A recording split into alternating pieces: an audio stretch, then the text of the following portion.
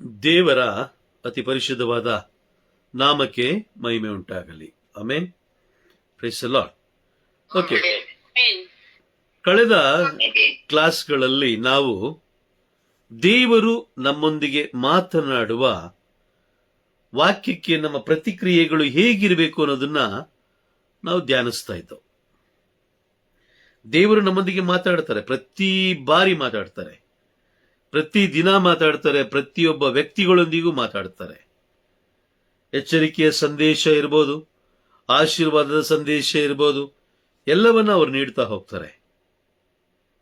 ಅದಕ್ಕಾಗಿ ಅವರು ತಮ್ಮ ಜೀವವುಳ್ಳ ವಾಕ್ಯಗಳನ್ನ ಪವಿತ್ರಾತ್ಮರ ಮುಖಾಂತರ ಅನೇಕ ಪ್ರವಾದಿಗಳು, ಅನೇಕ ಬೋಧಕರ ಮುಖಾಂತರ ನಮಗೆ ಬರೆದಿ ಕೊಟ್ಟಿದ್ದಾರೆ ಆಲ್ರೆಡಿ.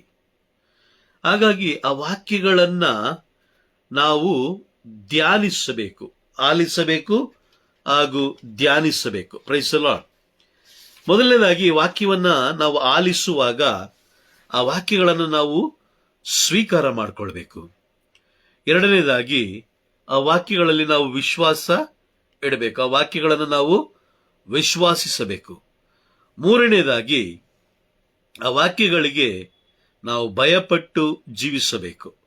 ಅಂದ್ರೆ ಆ ವಾಕ್ಯವನ್ನ ನಾವು ನಿರ್ಲಕ್ಷ್ಯ ಮಾಡುವಂತಿಲ್ಲ. Praise the Lord. ನಿರ್ಲಕ್ಷ್ಯ ಮಾಡುವಂತಿಲ್ಲ. ಸರಿ, ಈಗ ವಾಕ್ಯ ಕೇಳೋದ್ರಿಂದ ಏನು ಲಾಭ ಅನ್ನೋದನ್ನ ಸ್ವಲ್ಪ ಒಂದು ಸಣ್ಣ ಅಧ್ಯಾಯವನ್ನ ಮಾಡಿ ನಂತರ ನಾವು ವಾಕ್ಯಕ್ಕೆ ವಾಕ್ಯದಲ್ಲಿ ನಾವು ಮುಂದುವರಿಯೋಣ. Praise the Lord. ದೇವರ ಜೀವವುಳ್ಳ ವಾಕ್ಯಗಳನ್ನ ಆಲಿಸುವುದರಿಂದ, ಆ ವಾಕ್ಯಗಳನ್ನ ಸ್ವೀಕಾರ ಮಾಡುವುದರಿಂದ, ಆ ವಾಕ್ಯಗಳನ್ನ ಅಂಗೀಕಾರ ಮಾಡಿಕೊಳ್ಳುವುದರಿಂದ, ಆ ವಾಕ್ಯಗಳಲ್ಲಿ ವಿಶ್ವಾಸ ಇಡುವುದರಿಂದ ನಮಗೆ ಏನು ಪ್ರಯೋಜನ, ಯಾಕೆ ಅದನ್ನ ತಿಳಿಸಿದ್ದಾರೆ ಅಂತ ನಾವು ನೋಡ್ತಾ ಹೋದ್ರೆ ಕೀರ್ತನೆಗಳ ಗ್ರಂಥ 119ನೇ ಅಧ್ಯಾಯ ವಾಕ್ಯ 72ರಲ್ಲಿ ನಾವು ನೋಡ್ತೀವಿ, ಸಾವಿರಾರು ಚಿನ್ನ ಬೆಳ್ಳಿ ನಾಣ್ಯಕ್ಕಿಂತಲೂ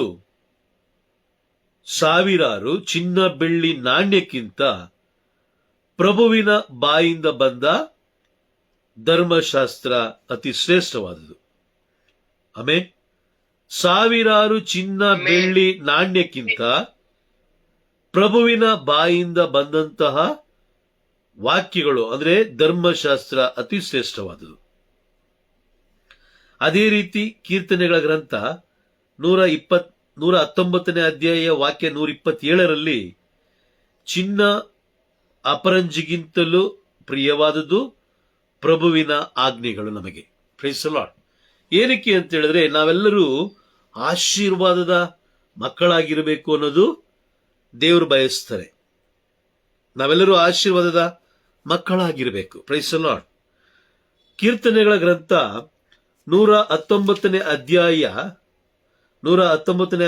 ವಾಕ್ಯ 50ರಲ್ಲಿ ನಾವು ನೋಡ್ತೀವಿ, ನಿನ್ನ ನುಡಿ ತರುತ್ತದೆನಗೆ ನವಚೇತನ. ಪ್ರಭುವಿನ ನುಡಿ ತರುತ್ತದೆನಗೆ ನವಚೇತನ, ಆಪತ್ಕಾಲದಲ್ಲಿ ನಮಗಿದೆ ಸಾಂತ್ವನ. ಆಪತ್ಕಾಲದಲ್ಲಿ ಪ್ರಭುವಿನ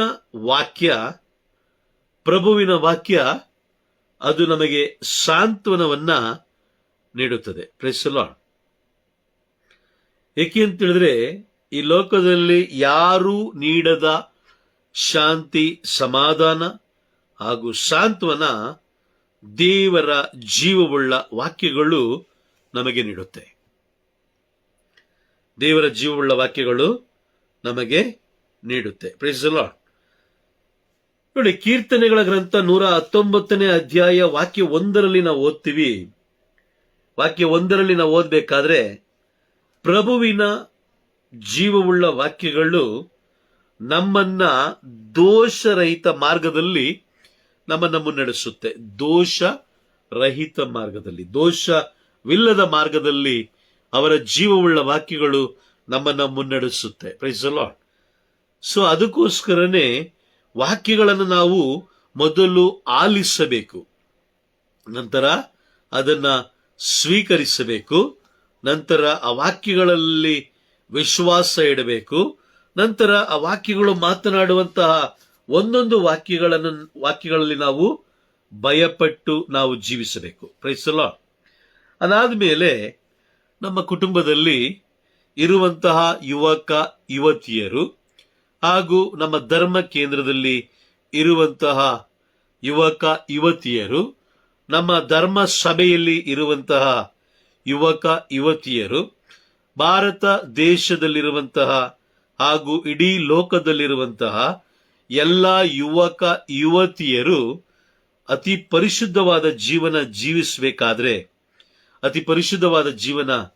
ಜೀವಿಸಬೇಕಾದ್ರೆ ಅದು ಯಾವುದರಿಂದ ಸಾಧ್ಯ ಅಂತ ಹೇಳಿದ್ರೆ ಅದು ಪ್ರಭುವಿನ ಜೀವವುಳ್ಳ ವಾಕ್ಯಗಳಿಂದ ಮಾತ್ರ ಸಾಧ್ಯ.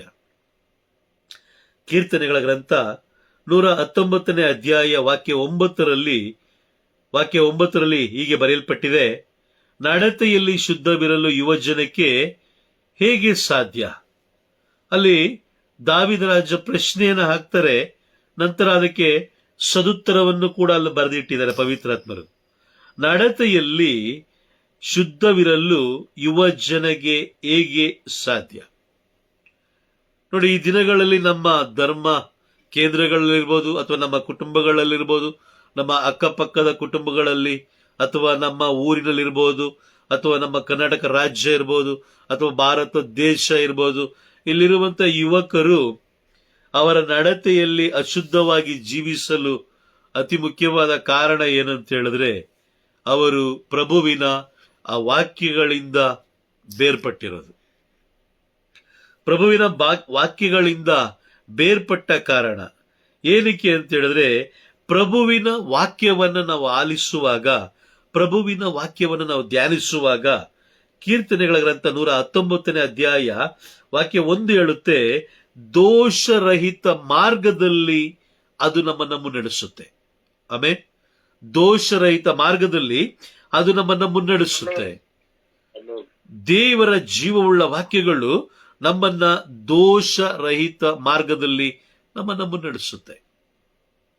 ಹಾಗಾಗಿ ನಮ್ಮ ಕುಟುಂಬದಲ್ಲಿರುವ ಯುವಕ ಯುವತಿಯರು, ನಮ್ಮ ಧರ್ಮ ಕೇಂದ್ರದಲ್ಲಿರುವಂತಹ ಯುವಕ ಯುವತಿಯರಿಗೆ ಅವರು ತಮ್ಮ ನಡತೆಯಲ್ಲಿ ಅತಿ ಪರಿಶುದ್ಧರಾಗಿ ಜೀವಿಸಬೇಕಾದ್ರೆ ಪ್ರಭುವಿನ ಜೀವವುಳ್ಳ ವಾಕ್ಯಗಳಿಂದ ಮಾತ್ರ ಅದು ಸಾಧ್ಯ. ಪ್ರಭುವಿನ ಜೀವವುಳ್ಳ ವಾಕ್ಯಗಳಿಂದ ಮಾತ್ರ ಸಾಧ್ಯ. ಹಾಗಾಗಿ ಯುವಕ ಯುವತಿಯರಿಗೆ ಅತಿ ಹೆಚ್ಚಾಗಿ ನಮ್ಮ ಧರ್ಮ ಕೇಂದ್ರಗಳಲ್ಲಿ ಪ್ರಭುವಿನ ಜೀವವುಳ್ಳ ವಾಕ್ಯಗಳನ್ನು ನೀಡಬೇಕು. ಪ್ರಭುವಿನ ಜೀವವುಳ್ಳ ವಾಕ್ಯಗಳನ್ನು ಅತಿ ಹೆಚ್ಚಾಗಿ ನೀಡಬೇಕು. Praise the Lord. ಅತಿ ಹೆಚ್ಚಾಗಿ ಪ್ರಭುವಿನ ಜೀವವುಳ್ಳ ವಾಕ್ಯಗಳನ್ನು ನೀಡಬೇಕು. ಯಾವಾಗ ನಮ್ಮ ಯುವಕ ಯುವತಿಯರು ಅಥವಾ ನಾವು ಪ್ರಭುವಿನ ವಾಕ್ಯಗಳನ್ನ ಆಲಿಸ್ತೀವೋ, ಪ್ರಭುವಿನ ವಾಕ್ಯಗಳನ್ನ ಧ್ಯಾನಿಸ್ತೀವೋ, ಪ್ರಭುವಿನ ವಾಕ್ಯಗಳಲ್ಲಿ ವಿಶ್ವಾಸ ಇಡ್ತೀವೋ, ಆಗ ನಾವು ದೇವರನ್ನ ಕಾಣಲಿಕ್ಕೆ ಸಾಧ್ಯ. ಏಕೆ ಅಂತ ಹೇಳಿದ್ರೆ ಇಬ್ರಿಯರಿಗೆ ಬರೆದ ಪತ್ರ 12ನೇ ಅಧ್ಯಾಯ ವಾಕ್ಯ 14ರಲ್ಲಿ ಹೀಗೆಂದು ಬರೆಯಲ್ಪಟ್ಟಿದೆ, ಪರಿಶುದ್ಧತೆ ಇಲ್ಲದೆ ಯಾರು ದೇವರನ್ನು ಕಾಣಲು ಸಾಧ್ಯವಿಲ್ಲ. ಯಾರು ದೇವರನ್ನು ಕಾಣಲು ಸಾಧ್ಯವಿಲ್ಲ. ಪರಿಶುದ್ಧತೆ ತುಂಬಾ ಮುಖ್ಯ. ದೇವಾಲಯದಲ್ಲಿ ಹೋದಾಗಲೂ ಕೂಡ ಪರಿಶುದ್ಧತೆ ತುಂಬಾ ಮುಖ್ಯ. ಅಲ್ಲಿ ದೇವಾಲಯದಲ್ಲಿ 2 ಪ್ರಮುಖವಾದ ಸ್ಥಳಗಳನ್ನು ದೇವರು ನಿಗದಿ ಮಾಡಿದ್ದಾರೆ. ಒಂದು ಅತಿ ಪರಿಶುದ್ಧವಾದ ಸ್ಥಳ, ಎರಡನೆಯದು ಪರಿಶುದ್ಧವಾದ ಸ್ಥಳ.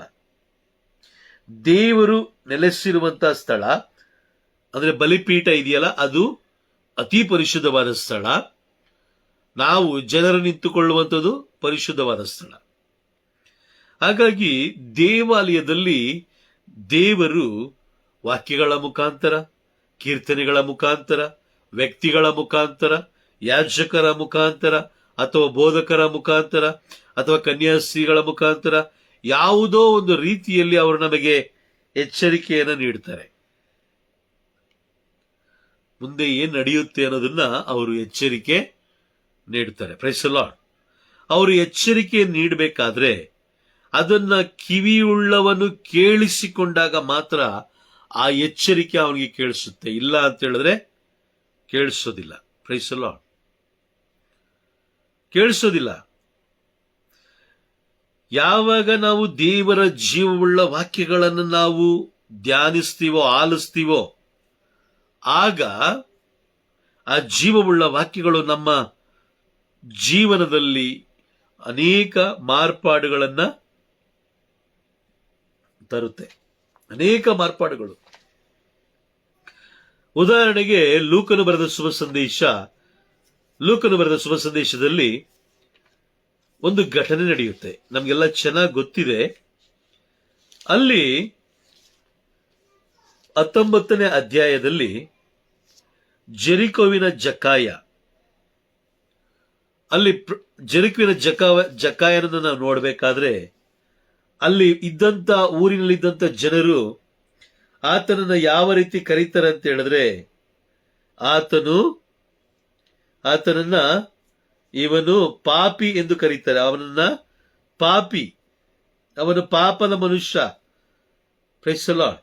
ಜನರು ಕರೆಯುವಂಥದ್ದು. ಅವನೊಬ್ಬ ಪಾಪಿಷ್ಟ.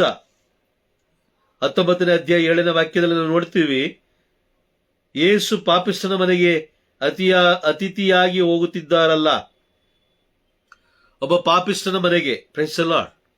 ಆದ್ರೆ ಇಲ್ಲಿ ನೋಡಿ ಏನು ಅದ್ಭುತ ಆಯಿತು ಅಂತ ಹೇಳಿದ್ರೆ, ಪ್ರಭು ಯೇಸು ಕ್ರಿಸ್ತರು ಜಕಾಯನ ಮನೆಗೆ ಬಂದಾಗ ಅವರು ಆ ಮನೆಯನ್ನು ಪ್ರವೇಶ ಮಾಡಿದ ತಕ್ಷಣವೇ ಆ ಮನೆ ಉದ್ಧಾರ ಆಗುತ್ತೆ. Praise the Lord. ಹಾಗಾಗಿ ನಾವು ಕೂಡ, ನಮ್ಮ ಕುಟುಂಬವೂ ಕೂಡ, ಅಥವಾ ನಮ್ಮ ಕುಟುಂಬದಲ್ಲಿರುವ ಮಕ್ಕಳು ಕೂಡ ಪರಿಶುದ್ಧವಾದ ಜೀವನ ಜೀವಿಸಬೇಕು. ಎಲ್ಲರೂ ದೇವರನ್ನ ಕಾಣಬೇಕು, ಎಲ್ಲರೂ ಪ್ರಭುವನ್ನ ಕಾಣಬೇಕು ಅಂತ ಹೇಳಿದ್ರೆ ಅದು ಪರಿಶುದ್ಧತೆಯಿಂದ ಮಾತ್ರ ಸಾಧ್ಯ. ಆ ಪರಿಶುದ್ಧತೆ ಸಿಗೋದು, ಪರಿಶುದ್ಧರಾಗಿ ಇರುವಂತೆ ನಮ್ಮನ್ನ ಬಲಪಡಿಸೋದು ಪ್ರಭುವಿನ ಜೀವವುಳ್ಳ ವಾಕ್ಯಗಳು. ಆಮೆನ್. ಸೊ ಹಾಗಾಗಿ ಪ್ರತಿಯೊಬ್ಬರ ಕುಟುಂಬದಲ್ಲೂ ದೇವರ ವಾಕ್ಯವನ್ನ ಆಲಿಸುವಾಗ ಅದಕ್ಕೆ ನಾವು ಸರಿಯಾದ ಪ್ರತಿಕ್ರಿಯೆಗಳನ್ನ ಕೊಡಬೇಕು. ಸುಮ್ಮನೆ ಏನೋ ಕುಳಿತುಕೊಂಡು ಒಂದು ಮೂಲೆಯಲ್ಲಿ ಕುಳಿತುಕೊಂಡು ಕೇಳಿಸ್ಕೊಂಡು ನಮ್ಮ ಪಾಟಿಗೆ ನಾವು ಕೆಲಸ ಮಾಡ್ಕೊಂಡಿರೋದಲ್ಲ. ಅದಕ್ಕೆ ಆದ ಒಂದು ಸರಿಯಾದ ಸಮಯವನ್ನು ನಾವು ಕೊಡಬೇಕು. ನೋಡಿ, ತಿನ್ಲಿಕ್ಕೆ, ಕುಡಿಲಿಕ್ಕೆ ಎಲ್ಲದಕ್ಕೂ ನಮಗೆ ನಾವು ಸಮಯ ಕೊಡ್ತೀವಿ. ಆದ್ರೆ ದೇವರ ಜೀವವುಳ್ಳ ವಾಕ್ಯಗಳಿಗೆ ಮಾತ್ರ ನಾವು ಸಮಯ ಕೊಡೋದಿಲ್ಲ. Praise the Lord. ಹಾಗಾಗಿ ಬಹಳ ಎಚ್ಚರಿಕೆಯಾಗಿರಬೇಕು. Price the lord. ನಂತರ ಪ್ರಭುವಿನ ವಾಕ್ಯವನ್ನ ನಾವು ಪ್ರೀತಿಸಬೇಕು. 4ನೇದು, ಪ್ರಭುವಿನ ವಾಕ್ಯವನ್ನು ನಾವು ಪ್ರೀತಿಸಬೇಕು. ಒಂದು ವಾಕ್ಯ, ಕೀರ್ತನೆಗಳ ಗ್ರಂಥ 119ನೇ ಅಧ್ಯಾಯ ವಾಕ್ಯ 165ರಲ್ಲಿ ಹೀಗೆ ಬರೆಯಲ್ಪಟ್ಟಿದೆ. 165ರಲ್ಲಿ, ಅತಿ ನೆಮ್ಮದಿ ಉಂಟು ನಿನ್ನ ಶಾಸ್ತ್ರ ಪ್ರಿಯರಿಗೆ. ಆಮೇನ್. ನೋಡಿ, ಅತಿ ನೆಮ್ಮದಿ ಉಂಟು. ಅತಿಯಾದ ನೆಮ್ಮದಿ ಕುಟುಂಬಕ್ಕೆ ಬರೋದು ಎಲ್ಲಿಂದ ಅಂತ ಹೇಳಿದ್ರೆ, ಪ್ರಭುವಿನ ಜೀವವುಳ್ಳ ವಾಕ್ಯಗಳು ನಿಮ್ಮ ಮನೆಯಲ್ಲಿ ಬಿತ್ತನೆ ಆಗ್ಬೇಕಾದ್ರೆ, ಪ್ರಭುವಿನ ಜೀವವುಳ್ಳ ವಾಕ್ಯಗಳನ್ನ ನೀನು ಎಷ್ಟು ಗೌರವಿಸ್ತೀಯೋ ಅಷ್ಟು ನೆಮ್ಮದಿ. ಆಮೇನ್. ಅಷ್ಟು ನೆಮ್ಮದಿ. ನೋಡಿ, ನೆಮ್ಮದಿ ಇಲ್ಲದೆ ಇರುವ ಕುಟುಂಬ ಅಲ್ವಾ? ನೆಮ್ಮದಿ ಇಲ್ಲದೆ ಇರುವ ಕುಟುಂಬ ನೋಡಿ, ಎಷ್ಟು ಕುಟುಂಬಗಳಲ್ಲಿ ಏನಿಲ್ಲ. ನಮ್ಮ ಕುಟುಂಬಗಳಲ್ಲಿ ಪ್ರೈಸ್ ದಿ ಲಾರ್ಡ್ ನೆಮ್ಮದಿ ಇಲ್ಲ. ಅದಕ್ಕೆ ಕಾರಣ ಏನಂತ ಹೇಳಿದ್ರೆ, ನಮ್ಮ ಕುಟುಂಬದಲ್ಲಿ ದೇವರ ಜೀವವುಳ್ಳ ವಾಕ್ಯಗಳಿಗೆ ನಾವು ಸ್ಥಳ ಕೊಡ್ತಾ ಇಲ್ಲ, ಅವಕಾಶ ಕೊಡ್ತಾ ಇಲ್ಲ. ಅದರ ಪ್ರತಿಫಲವನ್ನು ನಾವು ಅನುಭವಿಸ್ತಾ ಇದೀವಿ. ದೇವರು ಇಷ್ಟು ವರ್ಷಗಳ ಕಾಲ ನಮಗೆ ಜೀವಿಸ್ಲಿಕ್ಕೆ ಅವಕಾಶ ಕೊಟ್ರು. Praise the Lord. ಮೊನ್ನೆ ಎಲ್ಲ ನಾನು ಕೆಲವು ಇದನ್ನ ವಿಡಿಯೋಗಳನ್ನು ನೋಡ್ಬೇಕಾದ್ರೆ ಅತಿ ಚಿಕ್ಕ ಮಕ್ಕಳು ಮರಣ ಹೊಂದಿರುವುದನ್ನ ನಾನು ನೋಡಿದೆ. ನನಗಿಂತ ತುಂಬಾ ಚಿಕ್ಕವರು. ನಿಮಗಿಂತಲೂ ತುಂಬಾ ಚಿಕ್ಕವರು, ಪ್ರೈಸ್ ದಿ ಲಾರ್ಡ್, ನಿಮಗಿಂತ ತುಂಬಾ ಚಿಕ್ಕವರು, ಏನು ಒಂದು 10 ವರ್ಷ, 12 ವರ್ಷ, 13 ವರ್ಷ ಈ ರೀತಿ ಮಕ್ಕಳು ಮರಣ ಹೊಂದಿರೋದನ್ನ ನಾನು ನೋಡಿದೆ, ವಿಡಿಯೋದಲ್ಲಿ ನೋಡಿದೆ. ನೋಡಿ, ದೇವರು ಇಷ್ಟು ಅವಕಾಶವನ್ನು ನನಗೆ ಕೊಟ್ಟಿದ್ದಾರೆ, ಆದ್ರೂ ಕೂಡ ನಾನು ಏನ್ ಮಾಡ್ತಾ ಇಲ್ಲ, ದೇವರ ವಾಕ್ಯವನ್ನ ಆಲಿಸ್ತಾ ಇಲ್ಲ, ಅದನ್ನು ನಾನು ಸ್ವೀಕಾರ ಮಾಡ್ಕೊಳ್ತಾ ಇಲ್ಲ, ಆ ವಾಕ್ಯಗಳಲ್ಲಿ ವಿಶ್ವಾಸ ಇಡ್ತಾ ಇಲ್ಲ, ಆ ವಾಕ್ಯಗಳನ್ನ ಕಂಡು ನಾನು ಭಯ ಪಡ್ತಾ ಇಲ್ಲ, ಆ ವಾಕ್ಯಗಳನ್ನು ನಾನು ಪ್ರೀತಿಸ್ತಾ ಇಲ್ಲ, ಆ ವಾಕ್ಯಗಳನ್ನು ನಾನು ಪ್ರೀತಿಸ್ತಾ ಇಲ್ಲ. Praise the Lord. ವಾಕ್ಯಗಳನ್ನು ನಾವೇನ್ ಮಾಡಬೇಕು? ಪ್ರೀತಿಸ್ಬೇಕು. ವಾಕ್ಯಗಳನ್ನು ನಾವು ಪ್ರೀತಿಸ್ಬೇಕು. ಯಾವ ಕುಟುಂಬದಲ್ಲಿ ಸಮಾಧಾನ ಬೇಕೋ, ಯಾವ ಕುಟುಂಬದಲ್ಲಿ ನೆಮ್ಮದಿ ಬೇಕೋ, ಆ ಕುಟುಂಬಕ್ಕೆ ದೇವರ ಜೀವವುಳ್ಳ ವಾಕ್ಯಗಳು ಇಂದ ಮಾತ್ರ ಸಾಧ್ಯ ಅನ್ನೋದು ಇಲ್ಲಿ ಸ್ಪಷ್ಟವಾಗ್ತಾ ಇದೆ. Praise the Lord. ನಾವು ಕೆಲವು ಜನ ನಾವೇನ್ ಮಾಡ್ತೀವಿ, ಕುಟುಂಬದಲ್ಲಿ ಸಮಾಧಾನ ಇಲ್ಲ, ನೆಮ್ಮದಿ ಇಲ್ಲ ಅಂದ ತಕ್ಷಣ ನಾವು ಎಲ್ಲೋ ಒಂದು ಕಡೆ ಓಡೋಗ್ತೀವಿ. ಅಲ್ಲಿ ಅವ್ರು ಏನೋ ಬೇರೆ ಒಂದು ಡೈರೆಕ್ಷನ್ ತೋರಿಸ್ತಾರೆ, ಬೇರೆ ಮಾರ್ಗವನ್ನು ತೋರಿಸ್ತಾರೆ, ಆ ಮಾರ್ಗದ ಮುಖಾಂತರ ನಾವು ನಡಿತೀವಿ. ಕೆಲವು ಜನ ನೀವು ನಂಬಲ್ಲ, ಕಥೋಲಿಕ ಕ್ರೈಸ್ತರು ಬೇರೆ ಬೇರೆ ಸ್ಥಳಗಳಿಗೆ ಹೋಗ್ತಾ ಇದ್ದಾರೆ, ಅಲ್ಲಿ ಹೋಗಿ ಏನೋ ತೆಂಗಿನಕಾಯಿ, ನಿಂಬೆಹಣ್ಣು ಮತ್ತೆ ಏನೋ ಬೇರೆ ಬೇರೆ ಬೇರೆ ಬೇರೆ ರೀತಿಯಲ್ಲಿ ಲೋಕದ ಆಚಾರ ವಿಚಾರಗಳಲ್ಲಿ ಅವರು ಮಗ್ನರಾಗಿದ್ದಾರೆ. ಲೋಕದ ಆಚಾರ ವಿಚಾರಗಳಿಂದ ಕಾರಣ ಏನು ಅಂತ ಹೇಳಿದ್ರೆ, ನೆಮ್ಮದಿ ಇಲ್ಲ, ಕುಟುಂಬದಲ್ಲಿ ನೆಮ್ಮದಿ ಇಲ್ಲ. ಯುವಕರಲ್ಲಿ, ಕುಟುಂಬದಲ್ಲಿರುವ ಯುವಕರಲ್ಲಿ ಏನಿಲ್ಲ, ಅವರ ನಡತೆಯಲ್ಲಿ ಅಥವಾ ನಮ್ಮ ನಡತೆಯಲ್ಲಿ ಏನಿಲ್ಲ, ಪರಿಶುದ್ಧತೆ ಇಲ್ಲ. ನಮ್ಮ ನಡತೆಯಲ್ಲಿ ಪರಿಶುದ್ಧತೆ ಇಲ್ಲ. Praise the Lord. ಏನ್ ಹೇಳಿ? ಬರ್ತೀನಿ ಅದಕ್ಕೆ ಬರ್ತೀನಿ ನಾನು. ಓಕೆ, ಹೇಳ್ತೀನಿ. Okay, praise the lord.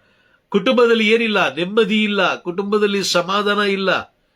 ಯಾವುದೋ ಒಂದು ರೀತಿಯಲ್ಲಿ ಯುವಕರಿಂದ ಇರಬಹುದು, ಅಥವಾ ಗಂಡನಿಂದ ಇರಬಹುದು, ಅಥವಾ ಹೆಂಡತಿಯಿಂದ ಇರಬಹುದು, ಸ್ನೇಹಿತರಿಂದ ಇರಬಹುದು, ನಾವು ಮಾಡುವ ಕೆಲಸದಲ್ಲಿ ಇರಬಹುದು, ನೆಮ್ಮದಿ ಇಲ್ಲ. ಯಾಕೆ ನೆಮ್ಮದಿ ಇಲ್ಲ ಅಂತ ಹೇಳಿದ್ರೆ, ವಾಕ್ಯ ಅತೀ ಸ್ಪಷ್ಟವಾಗಿ ಅರ್ಥವಾಗುವ ರೀತಿಯಲ್ಲಿ ಇಲ್ಲಿ ಪವಿತ್ರಾತ್ಮನು ಬರೆಯಲ್ಪಟ್ಟಿದ್ದಾರೆ.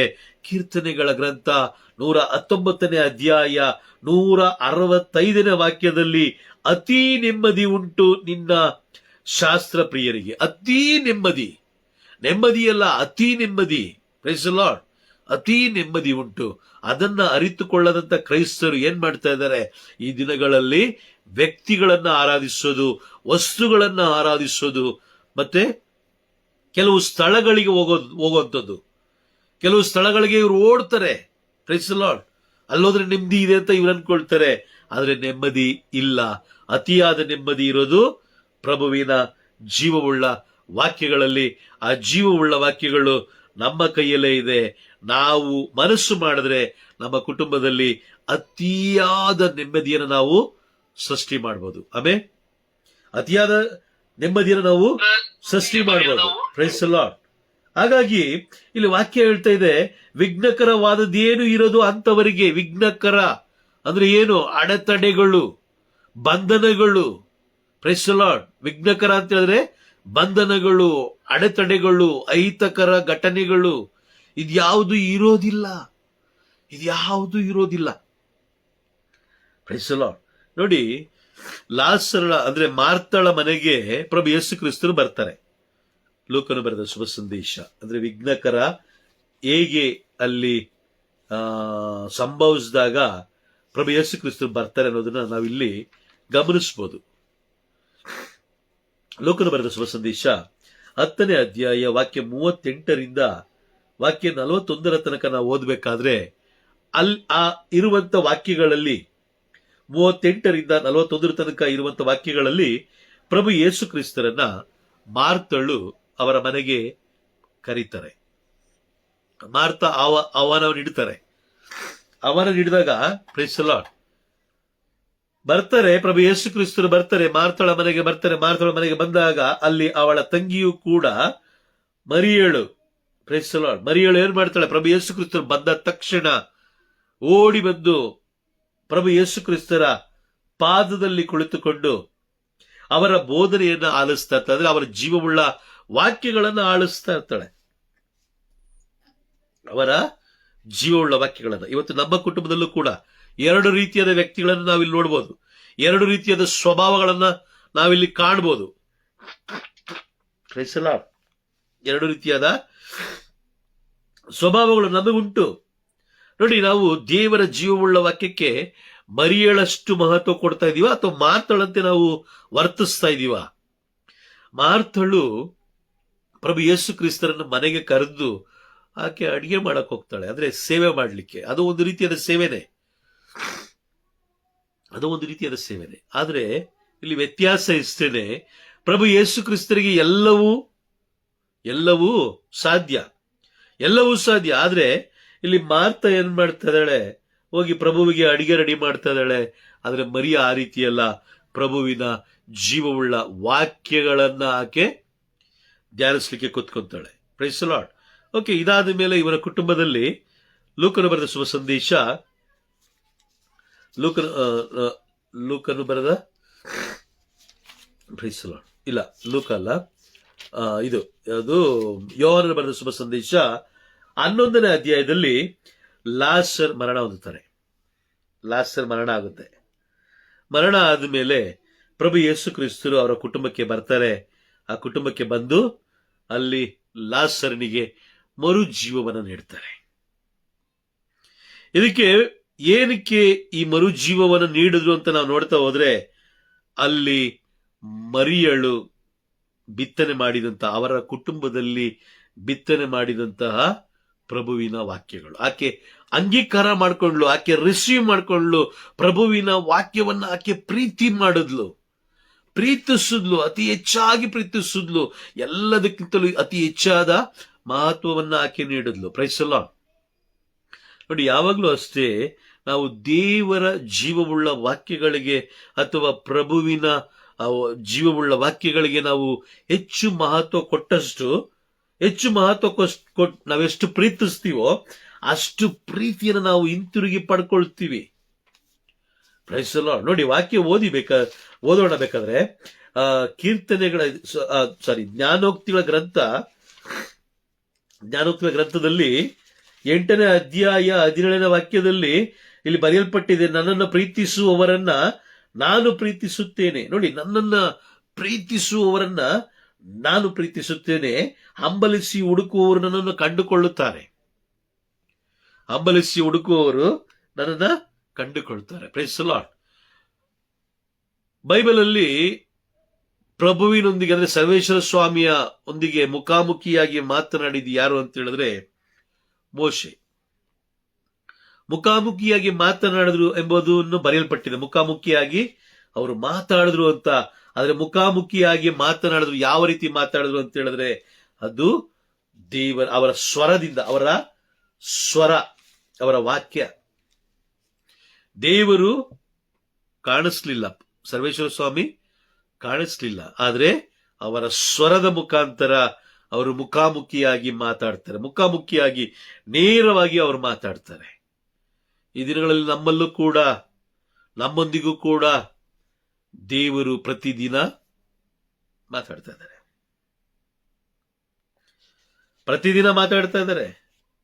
ಯಾರೊಂದಿಗೆ ಮಾತಾಡ್ತಾರೆ? ಇದು ತುಂಬಾ ಮುಖ್ಯ. ಯಾರೊಂದಿಗೆ ಮಾತಾಡ್ತಾ ಇದ್ದಾರೆ?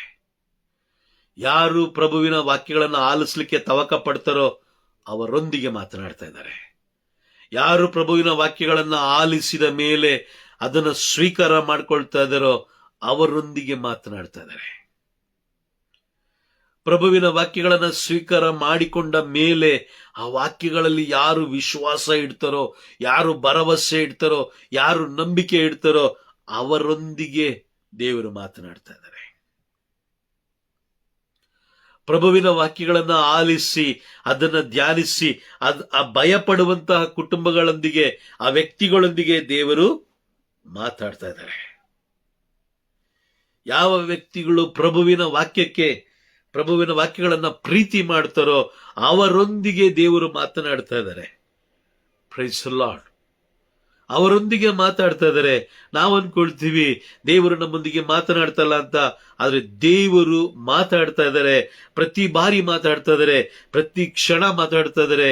ಆದ್ರೆ ನಾವು ಅವರ ಸ್ವರವನ್ನ ಕೇಳಿಸ್ಕೊಳ್ಳಕ್ಕೆ ಆಗ್ತಾ ಇಲ್ಲ. ಏನಕ್ಕೆ ಆಗ್ತಾ ಇಲ್ಲ ಅಂತ ಹೇಳಿದ್ರೆ, ಈ ನಮ್ಮ ಸಂಪೂರ್ಣವಾದ ಈ ಮನಸ್ಸೇನಿದೆ, ಈ ಮನಸ್ಸಿನೊಳಗೆ ಲೋಕದ ಇಚ್ಛೆಗಳೇ ತುಂಬಲ್ಪಟ್ಟಿದೆ. ಲೋಕದ ಇಚ್ಛೆಗಳಿಗೆ ನಾವು ಹೆಚ್ಚು ಮಹತ್ವವನ್ನು ಕೊಟ್ಟಿದ್ದೀವಿ. ಮಾರ್ತಾಳಂತೆ, ನಾವು ಯಾವಾಗಲೂ ಅಷ್ಟೇ ಮಾರ್ತಾಳಂತೆ ಈ ಲೋಕದಲ್ಲಿ ನಾವಿದ್ರೆ, ಮಾರ್ತಾಳಂತೆ ಈ ಭೂಮಿಯಲ್ಲಿ ನಾವು ಇನ್ನೂ ಜೀವಿಸ್ತಾ ಇದ್ದೀವಿ ಅಂತ ಹೇಳಿದ್ರೆ, ಖಂಡಿತವಾಗ್ಲೂ ನಾವು ಪ್ರಭುವನ್ನು ಎರಡನೇ ಬರುವಿಕೆಯಲ್ಲಿ ಕಾಣಲಿಕ್ಕೆ ಸಾಧ್ಯ ಇಲ್ಲ. ಈಗ ಮಾತೆ ಮರಿಯಮ್ಮನವರೊಂದಿಗೆ ಲೂಕನ ಬರೆದ ಶುಭ ಸಂದೇಶ 1ನೇ ಅಧ್ಯಾಯದಲ್ಲಿ ನಾವು ನೋಡುತ್ತೀವಿ. ಮಾತೆ ಮರಿಯಮ್ಮನವರೊಂದಿಗೆ ಒಂದು ಸಂದೇಶ ಬರುತ್ತೆ ಮಾತೆ ಮರಿಯಮ್ಮನವರಿಗೆ. ಆ ಸಂದೇಶ ಬಂದು ಹೇಳುತ್ತೆ, ಮುಂಚಿತವಾಗಿ ಆ ಸಂದೇಶ ಕೊಡ್ತಾರೆ, ಮುಂಚಿತವಾಗಿ ಕೊಡ್ತಾರೆ. Praise the Lord. ಮುಂಚಿತವಾಗಿ ತಿಳಿಸ್ಕೊಡ್ತಾರೆ. ಮುಂಚಿತವಾಗಿ ತಿಳಿಸ್ಕೊಟ್ಟ ಮೇಲೆ ಮಾತೆ ಮರಿಯಮ್ಮನವರು ಇಲ್ಲ ನನಗೆ ಈ ಕೆಲಸ ಆಗಲ್ಲ, ನನಗೆ ಬೇರೆ ಕೆಲಸ ಇದೆ, ನಾನು ಇನ್ನು ಮದುವೆ ಆಗ್ಬೇಕು, ನಾನು ಜೋಸೆಫನ್ನ ಕರ್ಕೊಂಡು ಅಲ್ಲಿಗೋಗ್ಬೇಕು ಇಲ್ಲಿಗೋಗ್ಬೇಕು ಅಂತ ಏನಾದ್ರೂ ಹೇಳಿದಿದ್ರೆ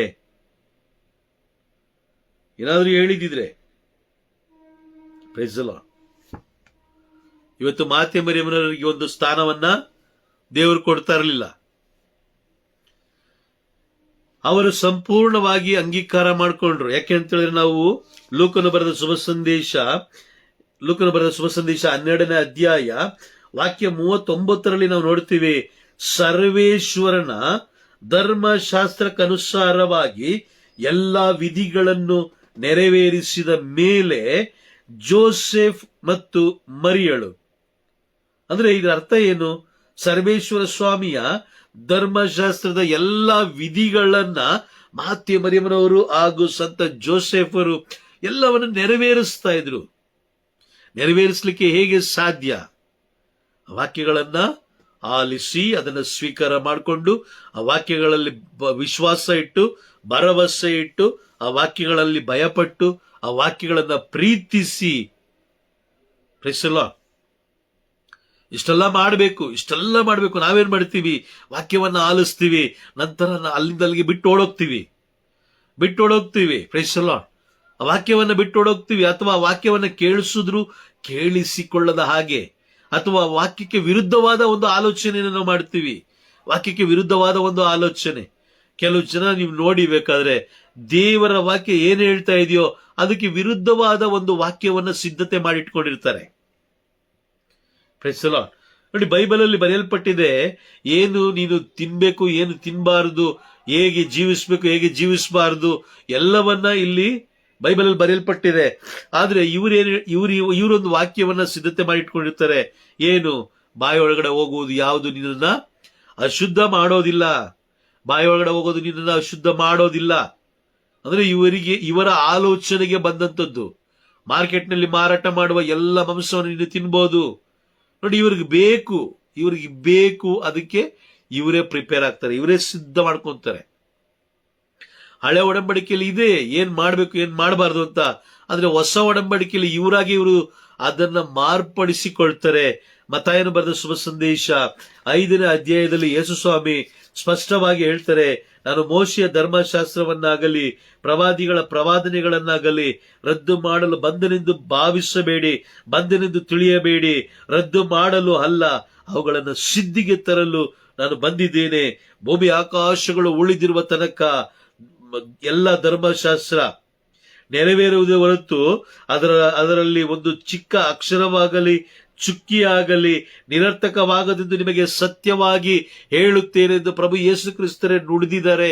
ಆದರೂ ಕೂಡ ನಾವು ಅದನ್ನ ಹಾಗೆ ನಮಗೆ ಯಾವ ರೀತಿ ಬೇಕೋ ಆ ರೀತಿ ಅದನ್ನ ನಾವು ಮಾರ್ಪಡಿಸ್ಕೊಳ್ತೀವಿ. Price the lord. ನಮ್ಗೆ ಯಾವ ರೀತಿ ಬೇಕೋ ಆ ರೀತಿ ಅಡ್ಜಸ್ಟ್ ಮಾಡ್ಕೊಳ್ತಾ ಹೋಗ್ತೀವಿ. ಆ ರೀತಿ ಮಾಡಬಾರದು. Praise the Lord. ಆ ರೀತಿ ಮಾಡಬಾರದು. ವಾಕ್ಯವನ್ನು ನಾವು ತಿರುಚಲಿಕ್ಕೆ ನಮಗೆ ಯಾವುದೇ ರೀತಿಯಾದ ಅಧಿಕಾರ ಇಲ್ಲ. ಅವರ ವಾಕ್ಯವನ್ನ ನಾವು ಧರ್ಮಶಾಸ್ತ್ರವನ್ನು ನಾವು ಪ್ರೀತಿಸಬೇಕು. ಕೀರ್ತನೆಗಳ ಗ್ರಂಥ 119ನೇ ಅಧ್ಯಾಯ 165ನೇ ವಾಕ್ಯದಲ್ಲಿ ನಿಮಗೆ ನಿಮ್ಮ ಕಣ್ಣಿಗೆ ಕಾಣುವ ರೀತಿಯಲ್ಲಿ ಎಲ್ಲರೂ ಒಂದ್ ಕಡೆ ಬರೆದಿಟ್ಕೊಳ್ಳಿ, ದಪ್ಪ ದಪ್ಪ ಅಕ್ಷರಗಳಲ್ಲಿ ಬರೆದಿಟ್ಕೊಳ್ಳಿ. ನಿಮ್ಮ ಕುಟುಂಬದಲ್ಲಿ ಅತಿಯಾದ ನೆಮ್ಮದಿ ಇರಬೇಕು ಅಂತ ಹೇಳಿದ್ರೆ ನಿಮ್ಮ ಕುಟುಂಬದಲ್ಲಿ ಪ್ರಭು ಯೇಸು ಕ್ರಿಸ್ತರ ಜೀವವುಳ್ಳ ವಾಕ್ಯಗಳು ಪ್ರತಿದಿನ ಬಿತ್ತನೆ ಆಗ್ಬೇಕು. ಆ ಕುಟುಂಬದಲ್ಲಿರೋ ಪ್ರತಿಯೊಬ್ಬರು ಪ್ರಭುವಿನ ವಾಕ್ಯಗಳನ್ನ ಪ್ರೀತಿಸಬೇಕು.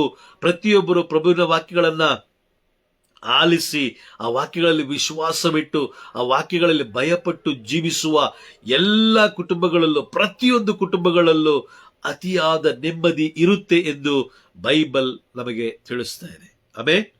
ಬೈಬಲ್ ನಮಗೆ ತಿಳಿಸ್ತಾ ಇದೆ. Praise the Lord. ಹಾಗಾಗಿ ಆ ವಾಕ್ಯಗಳನ್ನು ನಾವೇನ್ ಮಾಡಬೇಕು? ಪ್ರೀತಿಸಬೇಕು. ಪ್ರತಿಯೊಂದು ಕುಟುಂಬಗಳಲ್ಲಿ ಪ್ರೀತಿಸಬೇಕು. ಈಗ ದೇವರ ವಾಕ್ಯಕ್ಕೆ ವಿರುದ್ಧವಾಗಿ ಏನ್ ಮಾಡ್ತಾ ಇದ್ದಾರೆ ಜನರು? ತಮ್ಮದೇ ಆದ ಲೋಕದ ಪ್ರಾರ್ಥನೆಗಳನ್ನ ಬರೆದಿಟ್ಕೊಂಡಿದ್ದಾರೆ. ಆ ಲೋಕದ ಪ್ರಾರ್ಥನೆಗಳಲ್ಲಿ ಅವರನ್ನ ಮುಳುಗಿಸಿ ಹಾಕಿದ್ದಾರೆ. ದೇವರ ಜೀವವುಳ್ಳ ವಾಕ್ಯಗಳಿಗೆ ಸ್ಥಳ ಇಲ್ಲ. ದೇವರ ಜೀವವುಳ್ಳ ವಾಕ್ಯಗಳಿಗೆ ಸ್ಥಳವಿಲ್ಲ. ಎರಡನೇ ಬರುವಿಕೆಯಲ್ಲಿ ನಾವು ಇದ್ದೀವಿ, ಆದ್ರೆ ಅವರು ಮೊದಲನೆಯ ಬರುವಿಕೆಯನ್ನೇ ಅನುಸರಿಸ್ತಾ ಇದ್ದಾರೆ. Praise the Lord. ಹಾಗಾಗಿ ದೇವರ ವಿಷಯಗಳಲ್ಲಿ ಅಂದ್ರೆ ಆ ವಾಕ್ಯದ ವಿಷಯದಲ್ಲಿ ಬಹಳ ಎಚ್ಚರಿಕೆಯಾಗಿರ್ಬೇಕು. ನಂತರ ಕೀರ್ತನೆಗಳ ಗ್ರಂಥ 119ನೇ ಅಧ್ಯಾಯ ವಾಕ್ಯ 129ರಲ್ಲಿ ನಾವು ಓದ್ತೀವಿ. 129 ಪ್ರೈಸ್ ದಿ ಲಾರ್ಡ್. ಅಪೂರ್ವವಾದ ನಿನ್ನ ಕಟ್ಟಳೆಗಳನ್ನು ಹೃದಯಪೂರ್ವಕವಾಗಿ ಪಾಲಿಪೆನು. ಅಂದ್ರೆ ಆ ವಾಕ್ಯಗಳನ್ನು ನಾವು ಪಾಲಿಸಬೇಕು. ನಾವು ಕೇಳಿಸಿಕೊಂಡ, ನಾವು ಸ್ವೀಕಾರ ಮಾಡಿಕೊಂಡ, ವಿಶ್ವಾಸ ಇಟ್ಟ ನಾವು ಪ್ರೀತಿಸುವಂತ ವಾಕ್ಯಗಳನ್ನು ನಾವು ಏನ್ ಮಾಡಬೇಕು? ಆ ವಾಕ್ಯಗಳು ಏನ್ ಹೇಳ್ತಾ ಇದೆಯೋ ಅದರಂತೆ ನಾವು ಜೀವಿಸಬೇಕು, ಅದರಂತೆ ನಾವು ನಡೀಬೇಕು. Price the lord. ಪ್ರಕಟಣೆ ಪುಸ್ತಕ 1ನೇ ಅಧ್ಯಾಯ 3ನೇ ವಾಕ್ಯದಲ್ಲಿ ಪವಿತ್ರಾತ್ಮರು ಬರೆದಿಟ್ಟಿದ್ದಾರೆ, ಯೋಹಾನನ ಮುಖಾಂತರ ಬರೆದಿಟ್ಟಿದ್ದಾರೆ. ಏನು? ಈ ಪ್ರವಾದನ ಸಂದೇಶವನ್ನು ಓದುವವರು ಧನ್ಯರು, ಓದಿದನ್ನ ಕೇಳಿಸಿಕೊಳ್ಳುವವರು ಧನ್ಯರು, ಮತ್ತು ಈ ಪ್ರವಾದನೆಯಲ್ಲಿ ಲಿಖಿತವಾಗಿರುವುದನ್ನು ಕೈಗೊಂಡು ನಡೆಯುವವರು ಸಹ ಧನ್ಯರು, ಏಕೆಂದರೆ ಕಾಲ ಸನ್ನಿಹಿತವಾಗಿದೆ. ಸಮಯ ತುಂಬಾ ಹತ್ತಿರದಲ್ಲಿದೆ. ಆದ್ರೂ ನಾವೇನ್ ಮಾಡ್ತಾ ಇದೀವಿ? ಈಗ ನಾವು ಪ್ರಭುವನ್ನ ತಿರಸ್ಕಾರ ಮಾಡ್ತಾ ಇದೀವಿ, ಪ್ರಭುವಿನ ವಾಕ್ಯಗಳನ್ನ ತಿರಸ್ಕಾರ ಮಾಡ್ತಾ ಇದೀವಿ. ದೊಡ್ಡ ದೊಡ್ಡ ಧ್ಯಾನ ಕೂಟಗಳಲ್ಲಿ ದಿನಗಳನ್ನ, ಸಮಯಗಳನ್ನ, ನಿಮಿಷಗಳನ್ನ, ಗಂಟೆಗಳನ್ನ ಏನ್ ಮಾಡ್ತಾರೆ? ಇವರು ವ್ಯರ್ಥ ಮಾಡ್ತಾ ಇದ್ದಾರೆ. ಯಾರು ಪರಿಶುದ್ಧರಾಗಬಾರ್ದು. ಲೋಕದ ಪ್ರಾರ್ಥನೆಯಲ್ಲೇ ಅವ್ರನ್ನ ಮುಳುಗಿಸಿಟ್ಟಿದ್ದಾರೆ. ನೀನು ಈ ತರ ಮಾಡು, ಹಿಂಗಿರು ಹಂಗಿರು ಅಂತ. ಆದ್ರೆ ಆ ಜನರು ಕೂಡ ಹಂಗೆ ಅವಿವೇಕತನದಿಂದ ಜೀವಿಸ್ತಾ ಇದ್ದಾರೆ. ಬೈಬಲ್ ಹೇಳೋದನ್ನ ಕೇಳೋದಿಲ್ಲ. ದೇವರ ಜೀವವುಳ್ಳ ವಾಕ್ಯಗಳಲ್ಲಿ ಇವರಿಗೆ ಭರವಸೆ ಇಲ್ಲ. ಪವಿತ್ರಾತ್ಮರು ಏನ್ ಬರ್ದಿಟ್ಟಿದಾರೋ ಅದರಲ್ಲಿ ಇವರಿಗೆ ನಂಬಿಕೆ ಇಲ್ಲ. ಒಬ್ಬ ಮೂಗಿನಲ್ಲಿ ಉಸಿರಾಡುವ ಅಲ್ಪ ಪ್ರಾಣಿಯಾದ ಮನುಷ್ಯ ಏನ್ ಹೇಳ್ತಾನೋ ಅದ್ರ ಮೇಲೆ ಅವರು ಅದನ್ನ ನಂಬ್ತಾರೆ. Praise the Lord. ಹಾಗಾಗಿ ದೇವರ ಜೀವವುಳ್ಳ ವಾಕ್ಯಗಳನ್ನು ಆಲಿಸುವ ಪ್ರತಿಯೊಬ್ಬನು ಅದನ್ನು ಕೈಗೊಂಡು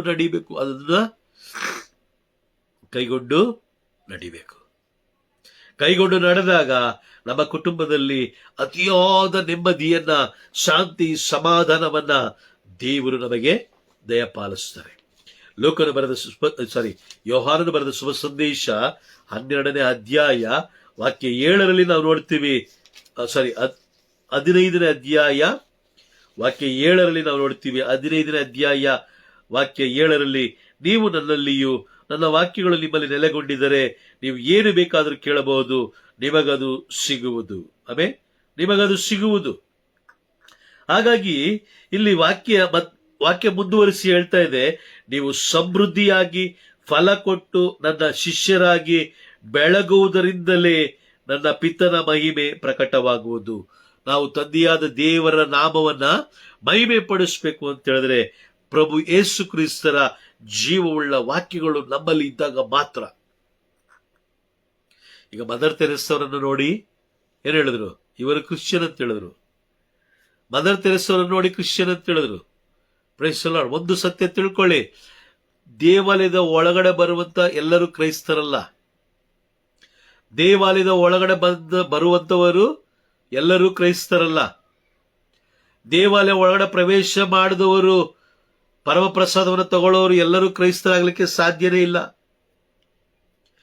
ಆಲಯದ ಒಳಗಡೆ ಬಂದ್ರು, ಪರಮಪ್ರಸಾದ ತಗೊಂಡ್ರು, ಹಾಡುಗಳನ್ನ ಹಾಡಿದ್ರು, ಸ್ತುತಿ ಮಾಡಿದ್ರು, ಎಲ್ಲ ಮಾಡಿದ್ರು. ಕ್ರಿಸ್ಮಸ್ ಬಂದ್ರು, ಈಸ್ಟರ್ ಬಂದ್ರು, ಹಬ್ಬದ ಬಲಿಪೂಜೆ ಅಂದ್ರೆ ದೇವಾಲಯದ ಹಬ್ಬಕ್ಕೆ ಬಂದ್ರು. ಆದ್ರೆ ಅವರು ಕ್ರೈಸ್ತರಾಗ್ಲಿಕ್ಕೆ ಸಾಧ್ಯ ಇಲ್ಲ. ಹಾಗಾದ್ರೆ ಕ್ರೈಸ್ತರಾಗ್ಲಿಕ್ಕೆ ಹೇಗೆ ಸಾಧ್ಯ ಅಂತ ಹೇಳಿದ್ರೆ, ಅವರ ಜೀವವುಳ್ಳ ವಾಕ್ಯಗಳನ್ನ ಮರಿಯಳಂತೆ ಯಾರು ಕುಳಿತುಕೊಂಡು ಸಮಯ ಕೊಟ್ಟು ಆ ವಾಕ್ಯಗಳನ್ನ ಪ್ರೀತಿಸಿ, ಆ ವಾಕ್ಯಗಳನ್ನ ಗೌರವಿಸಿ, ಆ ವಾಕ್ಯಗಳನ್ನು ಯಾರು ಸ್ವೀಕಾರ ಮಾಡ್ಕೊಳ್ತಾರೋ ಅವರು ಮಾತ್ರ ಕ್ರೈಸ್ತರು. ಅವರು ಮಾತ್ರ ಕ್ರೈಸ್ತರು. ಯಾಕೆ ಅಂತ ಹೇಳಿದ್ರೆ ಲೂಕನು ಬರೆದ ಶುಭ ಸಂದೇಶ ನೋಡಿ. ಲೂಕನು ಬರೆದ ಶುಭ ಸಂದೇಶ 6ನೇ ಅಧ್ಯಾಯ. ಲೂಕನು ಬರೆದ ಶುಭ ಸಂದೇಶ 6ನೇ ಅಧ್ಯಾಯ 46ನೇ ವಾಕ್ಯದಲ್ಲಿ, ನೀವು ನನ್ನನ್ನ ಸ್ವಾಮಿ ಸ್ವಾಮಿ ಎಂದು ಕರೆಯುತ್ತೀರಿ, ಆದರೆ ನನ್ನ ಮಾತಿನಂತೆ ನೀವು ನಡೆಯುವುದಿಲ್ಲಬೇಕೆ. ಈ ಬೈಬಲ್ ಅಲ್ಲಿರುವುದೆಲ್ಲ ಪ್ರಭು ಯೇಸು ಕ್ರಿಸ್ತರ ಮಾತುಗಳೇ. ಬೈಬಲ್ ಅಲ್ಲಿರುವ ಎಲ್ಲ ವಾಕ್ಯಗಳು ಪ್ರಭು ಯೇಸು ಕ್ರಿಸ್ತರ ನುಡಿಗಳು. ಅದರಂತೆ ನಾವು ಜೀವಿಸ್ತಾ ಇದೀವ, ಅದರಂತೆ ನಾವು ನಡೀತಾ ಇದೀವ? ಎಂದಿಗೂ ಇಲ್ಲ. ಒಂದು ಸ್ಥಳದಲ್ಲಿ ಒಂದು ಧ್ಯಾನಕೂಟಕ್ಕೆ ನಾನು ಹೋಗಿದ್ದೆ. ಒಂದು 4 ದಿನದ ಧ್ಯಾನಕೂಟ. ಆ 4 ದಿನದ ಧ್ಯಾನಕೂಟಲ್ಲಿ ಮೊದಲನೇ ದಿನ ತುಂಬಾ ಜನ ಇದ್ರು, ತುಂಬಾ ಜನ ಬಂದಿದ್ರು. ಅಲ್ಲಿ ಮೊದಲನೇ ದಿನದಿಂದ 4ನೇ ದಿನ ತನಕ ಒಂದು ಹೆಂಗಸು ಬಹಳ ಶಾಂತವಾದ ರೀತಿಯಲ್ಲಿ ವರ್ತಿಸ್ತಾ ಇತ್ತು. ಯಾರ ಜೊತೆಲೂ ಮಾತಾಡ್ತಾ ಇರಲಿಲ್ಲ, ಯಾರ ಜೊತೆಲೂ ಸೇರ್ತಾ ಇರಲಿಲ್ಲ. ಊಟ ಮಾಡ್ತಾ ಇತ್ತು, ಹೋಗಿ ಸೈಡಲ್ಲಿ ಒಂದ್ ಕಡೆ ಕುಳಿತುಕೊಳ್ತಾ ಇತ್ತು, ಧ್ಯಾನಕೂಟಗಳನ್ನ ಆಲಿಸ್ತಾ ಇತ್ತು, ಧ್ಯಾನಿಸ್ತಾ ಇತ್ತು. 4ನೇ ದಿನ ಅದೊಂದು ಸಾಕ್ಷಿ ಹೇಳ್ತು. ಅವರು ಸಾಕ್ಷಿ ಹೇಳಿದ್ರು. ಏನಂತ ಹೇಳಿದ್ರೆ, ಅವರ ಕುಟುಂಬದಲ್ಲಿ ಬಹಳ ವೇದನೆ, ಬಹಳ ಶೋಧನೆ, ಅವಮಾನ, ಕಷ್ಟಕರವಾದ ಒಂದು ಸಮಯ, ಕಷ್ಟಕರವಾದ ಒಂದು ಪರಿಸ್ಥಿತಿ, ಇಕ್ಕಟ್ಟಿನ ಪರಿಸ್ಥಿತಿ.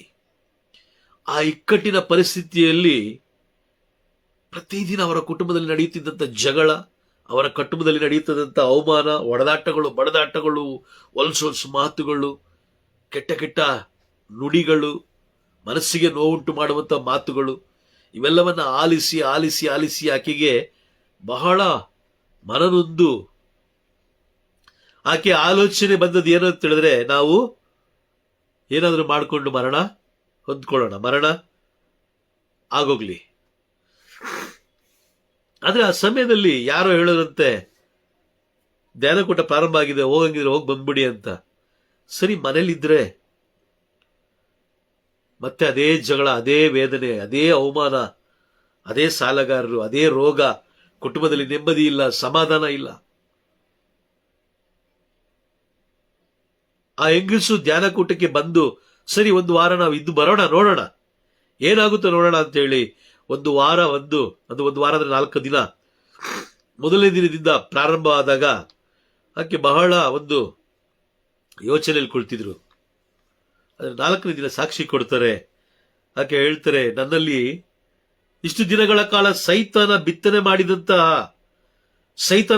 ಮಾಡಿದಂತ ಎಲ್ಲ ಕೆಟ್ಟ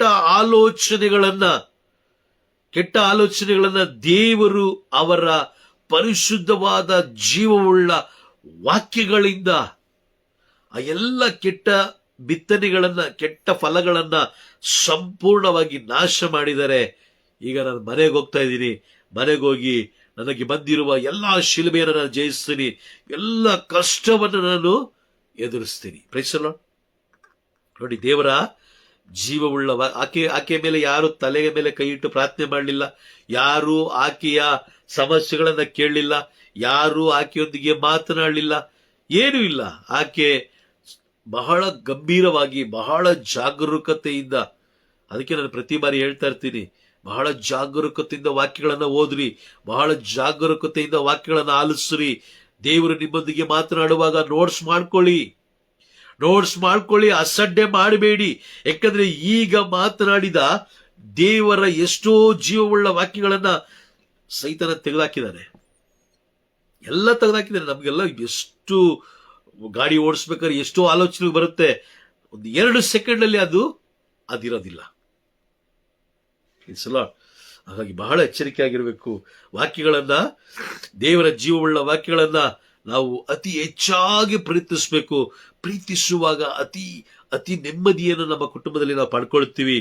ಅದರಂತೆ ಆ ದೇವರ ಜೀವವುಳ್ಳ ಒಂದೊಂದು ವಾಕ್ಯಗಳನ್ನ ನಾವು ಏನು ಕೈಗೊಂಡು ನಡಿಬೇಕು, ಅದನ್ನ ಪಾಲಿಸ್ಬೇಕು. ಆಲಿಸೋದಲ್ಲದೆ ಅದನ್ನ ಪಾಲಿಸ್ಬೇಕು. ಯಾಕೋಬ ಬರೀತಾರೆ, ಪ್ರೈಸ್ ದಿ ಲಾರ್ಡ್. ಯಾಕೋಬನ ಪತ್ರ 1ನೇ ಅಧ್ಯಾಯದಲ್ಲಿ ಅವರು ಬರೀತಾರೆ. 1ನೇ ಅಧ್ಯಾಯ ವಾಕ್ಯ 22ರಲ್ಲಿ ನಾವು ಆ ವಾಕ್ಯವನ್ನ ಓದಬಹುದು. ಅವ್ರು ಹೇಳ್ತಾರೆ, ಯಾಕೊಬ್ಬ ಬರೀತಾರೆ, ನೀನು ವಾಕ್ಯವನ್ನ 1ನೇ ಅಧ್ಯಾಯ, ಯಾಕೋಬನ ಪತ್ರ 1ನೇ ಅಧ್ಯಾಯ 22ನೇ ವಾಕ್ಯವನ್ನು ಕಿವಿಯಿಂದ ಕೇಳಿದರೆ ಸಾಕೆಂದು ಮರಳಾಗದಿರಿ. ಚರ್ಚ್ಗೆ ಹೋಗ್ತೀವಿ, ಓಕೆ, ಎಲ್ಲೋ ಒಂದು ಮೂಲೆಯಲ್ಲಿ ಕುತ್ಕೊಳ್ತೀವಿ, ಟೈಮ್ ಇಲ್ಲ ನಮಗೆ, ಅಯ್ಯೋ ಬೇಗ ಬಿಟ್ರೆ ಸಾಕು, ನಾವು ಅಲ್ಲೋಗ್ಬೇಕು ಇಲ್ಲೋಗ್ಬೇಕು, ನಮಗೆ ಟೈಮ್ ಇಲ್ಲಪ್ಪ, ನಮ್ಮನ್ನು ಬಿಟ್ಬಿಡಿ ಅಂತ ಹೇಳಿ ಮನ್ಸಲ್ಲಿ ಅನ್ಕೊಳ್ತೀವಿ. ಸೈತಾನ ಬಿತ್ತನೆ ಮಾಡಿ ಕಳಿಸ್ತಾನೆ, ನೀನು ವಾಕ್ಯಗಳನ್ನು ಕೇಳಬೇಡ. ಆದ್ರೆ ಯಾಕೋಬನ ಮುಖಾಂತರ ಪವಿತ್ರಾತ್ಮರು ಎಚ್ಚರಿಕೆಯ ಸಂದೇಶವನ್ನು ಬರೆದಿಟ್ಟಿದ್ದಾರೆ. ಕಿವಿಯಿಂದ ಕೇಳಿಸ್ಕೊಂಡ್ರೆ ಸಾಕು ಅನ್ನೋದು ಮಾತ್ರ ನೀನು ಅನ್ಕೊಂಡು ಅದನ್ನ ಮರುಳಾಗ್ಬೇಡ. ಆ ವಾಕ್ಯವನ್ನು ಅನುಸರಿಸಿ ನಡೆಯುವ ವ್ಯಕ್ತಿಯಾಗಿರು. ಆ ವಾಕ್ಯಗಳನ್ನ ಅನುಸರಿಸಿ ನಡೆಯುವ ವ್ಯಕ್ತಿಯಾಗಿರು. ಯಾಕೆ ಅಂತ ಹೇಳಿದ್ರೆ, ಆ ವಾಕ್ಯವನ್ನ ಕೇಳಿ ನಡೆಯುವಂತವನು ಅವನು ತನ್ನನ್ನೇ ಕನ್ನಡಿಯಲ್ಲಿ ಕಂಡುಕೊಳ್ತಾನೆ. ಆ ರೀತಿ ನಾವು ಕನ್ನಡಿಯಲ್ಲಿ ನೋಡಿದಾಗ ನಮ್ಗೆ ಗೊತ್ತಾಗುತ್ತಲ್ವಾ, ಎಲ್ಲಿ ಮಾರ್ಕ್ ಇದೆ, ಇಲ್ಲಿ ಸ್ವಲ್ಪ ಪೌಡರ್ ಹಾಕ್ಬೇಕಾ, ಮೂಗ್ ಮೇಲೆ ಹಾಕ್ಬೇಕಾ, ಕಿವಿ ಮೇಲೆ ಹಾಕ್ಬೇಕಾ, ಎಲ್ಲಿ ಹೇಗೆ ತಲೆ ಬಚ್ಬೇಕು, ಇದೆಲ್ಲ ನಮ್ಗೆ ಕನ್ನಡಿಯಲ್ಲಿ ಕಾಣಿಸ್ತಾ ಇರುತ್ತೆ. ಅದೇ ರೀತಿ ದೇವರ ಜೀವವುಳ್ಳ ವಾಕ್ಯಗಳನ್ನ ಆಲಿಸಿ ಸ್ವೀಕಾರ ಮಾಡಿಕೊಂಡು ಅದರಲ್ಲಿ ವಿಶ್ವಾಸ ಇಟ್ಟು ಆ ವಾಕ್ಯಗಳನ್ನ ಪ್ರೀತಿಸಿ ಭಯಪಡಿಸುವಂತೆ ಅನೇಕ ಎಚ್ಚರಿಕೆಯ ವಾಕ್ಯಗಳಿವೆ. ಆ ಎಚ್ಚರಿಕೆಯ ವಾಕ್ಯಗಳಲ್ಲಿ ಭಯಪಟ್ಟು ಆ ವಾಕ್ಯಗಳನ್ನು ಕೈಗೊಂಡು ನಡೆಯುವಾಗ ಪ್ರೈಸ್ ದಿ ಲಾರ್ಡ್, ನಮ್ಮ ನಡತೆಯನ್ನು ನಾವು ಕಾಣ್ತೀವಿ.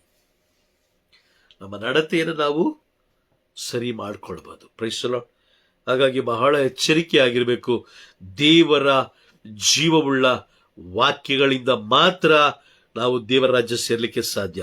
ಏಕೆ ಅಂತ ಹೇಳಿದ್ರೆ, ದೇವರ ಜೀವವುಳ್ಳ ವಾಕ್ಯಗಳು ನಮ್ಮನ್ನ ಪರಿಶುದ್ಧಗೊಳಿಸುತ್ತೆ, ದೋಷರಹಿತವಾದ ಮಾರ್ಗದಲ್ಲಿ ನಮ್ಮನ್ನು ಮುನ್ನಡೆಸುತ್ತೆ. ನಮ್ಮ ಕುಟುಂಬದಲ್ಲಿ ಅತಿಯಾದ ನೆಮ್ಮದಿಯನ್ನು ನೀಡುತ್ತೆ. ನಮ್ಮ ಯುವಕ ಯುವತಿಯರ ನಡತೆಯನ್ನ ಅದು ಸರಿಪಡಿಸುತ್ತೆ. ನಮ್ಮ ಕುಟುಂಬವನ್ನು ಕೂಡ ಅದು ಸರಿಪಡಿಸುತ್ತೆ. Price the lord.